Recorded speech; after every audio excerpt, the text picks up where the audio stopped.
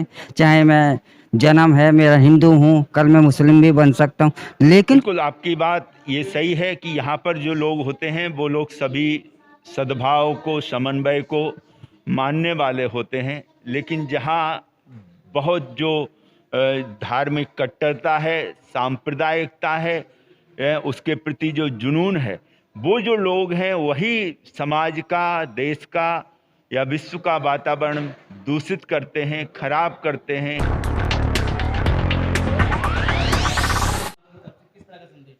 आज सर्वधर्म सम्मेलन का कार्यक्रम यहाँ पर रखा गया है, जिसमें संदेश इंसानियत का दिया जा रहा है। बातचीत के द्वारा समस्याओं के समाधान के लिए बात की जा रही है, क्योंकि संघर्ष, टकराव, हिंसा, आतंकवाद, युद्ध किसी भी समस्या का समाधान नहीं है।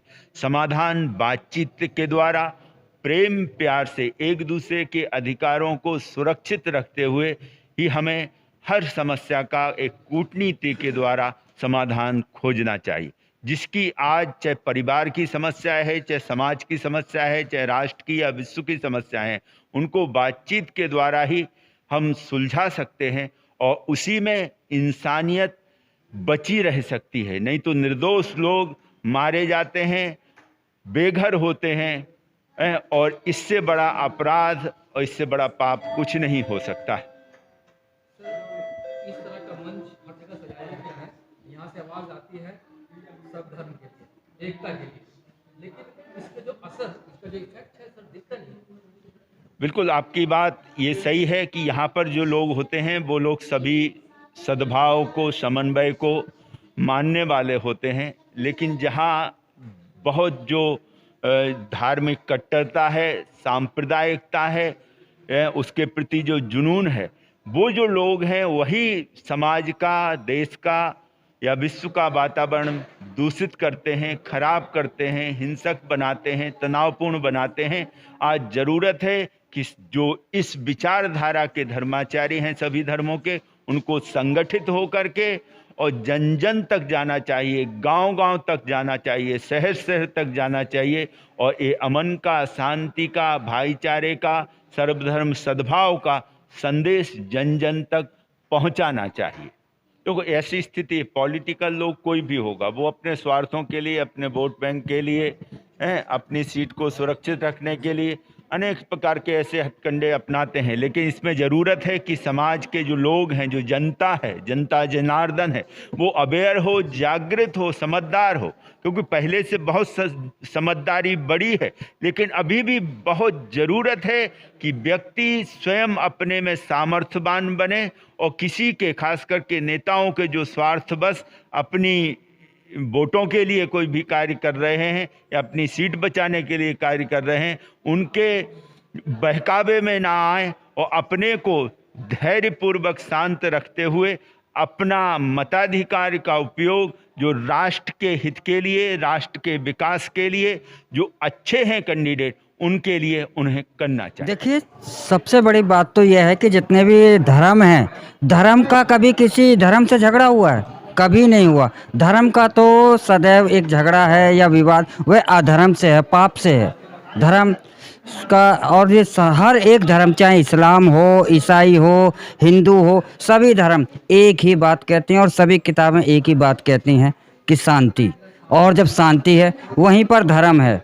और सारी दुनिया में एक ही मकसद है, एक ही चीज़ है कि ईश्वर एक है। जब ईश्वर एक है तो उसका धर्म तो दो नहीं हो सकते। हाँ, अपना जो हम पहनावा है उसे हम चाहे किसी भी धर्म में कह लें, चाहे मैं जन्म है मेरा हिंदू हूँ, कल मैं मुस्लिम भी बन सकता हूँ, लेकिन जो इंसानियत का धर्म है, इंसान ईश्वर ने बनाया तो इंसानियत का धर्म है, तो यह जो धर्म है यह कभी समाप्त हो ही नहीं सकता। आप अपना कोई भी रूप धारण कर लें तो धर्म तो धर्म जो ही। बनाया गया है बहुत अच्छी बात है।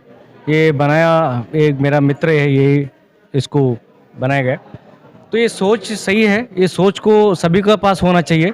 अकेला इस सोच को लेके चलने से ये नहीं होगा। इसको सोच को लाने के लिए हमारा राष्ट्रीय मानव पार्टी हमने लेके आए। वो पार्टी से हमने ये किया है कि सिर्फ हमारा हिंदुस्तान के अंदर तीन ही जाति है। तीन जाति क्या है? एक महिला है, एक पुरुष है, एक नर जाति। ये तीन ही जात हमारा देश का मेन है। आज सभी लोग पाखंडी लोग जो है जाति भेद में बांट के जो हमारा युवा पीढ़ी को बर्बाद करने में तुले पड़े हुए, इसको हम सही करने के लिए हमारा राष्ट्रीय मानव पार्टी बहुत खुशहाली लेके आई है, क्योंकि किसी सरकार से किसी पार्टी से कोई नहीं है। आज बच्चा पैदा हो तो भी हम उस बच्चे को भी हम अडॉप्ट करने के लिए तैयार कर चुके हैं। आगे नया साल में एक देश के लिए खुशहाली लेके आ गए हैं। जी, मेरा नाम जागृति सक्सेना है। मैं राष्ट्रीय मानव पार्टी से युवा महिला मोर्चा महिला अध्यक्ष हूँ। हमारे नेशनल वुमेन प्रेसिडेंट बोल सकते हैं आप। देखिए, हमारा मेन मोटिव यही है कि जो देश का जो मेन मुद्दा है वो है बेरोज़गारी, और हमारी जो राष्ट्रीय मानव पार्टी है वो एक योजना लेकर आई है जिसका नाम है राष्ट्रीय मानव पार्टी रोजगार योजना। और इस योजना से जुड़ने मात्र से ही हम ये देखेंगे कि युवा वर्ग को सही मायने में एक ऐसी शिक्षित और स्किल्ड, कह सकते हैं कि आज के टाइम में जो बेरोज़गारी है वो इसी वजह से है क्योंकि लोग इंटरव्यू क्वालिफाई नहीं कर पाते, तो उनको क्वालिफाई करवाना और उनको वहाँ तक पहुँचाना और बड़ी बड़ी इंफ्रास्ट्रक्चर, बड़े बड़े कंपनीज़ को अपने कंट्री में लाना और अपने लोगों को इंडिया में रख के बिना बाहर भेजे एक अच्छी तरह से उनको एक क्वालिटी एजुकेशन एंड क्वालिटी, उस पर हम काम कर रहे हैं। और बहुत ही जल्दी आपको हम न्यू ईयर पे इसका सरप्राइज़ देंगे, इस योजना से जुड़ेंगे और बहुत ही अच्छा गिफ्ट हम सबको देंगे, सारे यूथ को। हमारे को बांटने वाले हैं, उनको जब कोई ऐसे व्यक्ति जो कोई ऐसा जो हमें बांटने की कोशिश करता है, उसको सब हिंदू मुस्लिम सिख ईसाई मिल के उसका विरोध करें। हमारी प्रॉब्लम यही है कि हम मिल के विरोध नहीं करते, एक दूसरे को गाली देते तो हम कहते हैं मुझे तो नहीं दे रहा है। ये चेंज होना चाहिए, इंसानियत की बात होनी चाहिए। और मैं मुसलमानों को जरूर ये कहूँगा कि मुसलमानों को आज तक जो एजुकेशन जो है की वजह से सारी प्रॉब्लम आई है, तो हमें चाहिए, हर मुसलमान को चाहिए कि अपने बच्चों को पढ़ाएं, तालीम दें। क्योंकि आपने देखा जितने पढ़े लिखे मुसलमान हैं उनके बच्चे तो फॉरेन में पढ़ते हैं, सब जगह पढ़ते हैं, और गरीब आदमी मुसलमान उनको आप तहजीब की बात करते हैं, अल्लाह की बात करते हैं, कुरान की बात करते हैं, लेकिन उनको तालीम की बात नहीं करते। तालीम जब तक आप एजुकेशन नहीं देंगे तब तक कोई भी, चाहे कोई भी हो, वो तरक्की नहीं कर सकता। तो मेरी सब लोगों से मेन जो चाहे मेरी ये है रिक्वेस्ट है वो है कि मुसलमान जो को तालीम देनी चाहिए। जैसे हमारे प्राइम मिनिस्टर ने कहा, एक हाथ में जो है कुरान और दूसरे में कंप्यूटर होना चाहिए। हमें अभी पिछले 50 साल के हिंदुस्तान में आना पड़ेगा, तभी हम आगे कुछ कर सकते हैं। जैसे अभी स्वामी जी ने कहा था कि ज़्यादा पढ़े हुए लोग भी युद्ध कराते हैं जिसका खामियाजा हमें भुगतना पड़ता है, वो बात सत्य है। हमें अपने बच्चों को इंसानियत का सबक देना पड़ेगा, और इंसानियत का कोई मजहब नहीं होता, चाहे वो हिंदू हो या धर्म हो, और पॉलिटिक्स ही हमेशा धर्म बांटती है। जब धर्म पॉलिटिक्स में धर्म शामिल होगा तो शायद कहीं ना कहीं अन्याय होगा।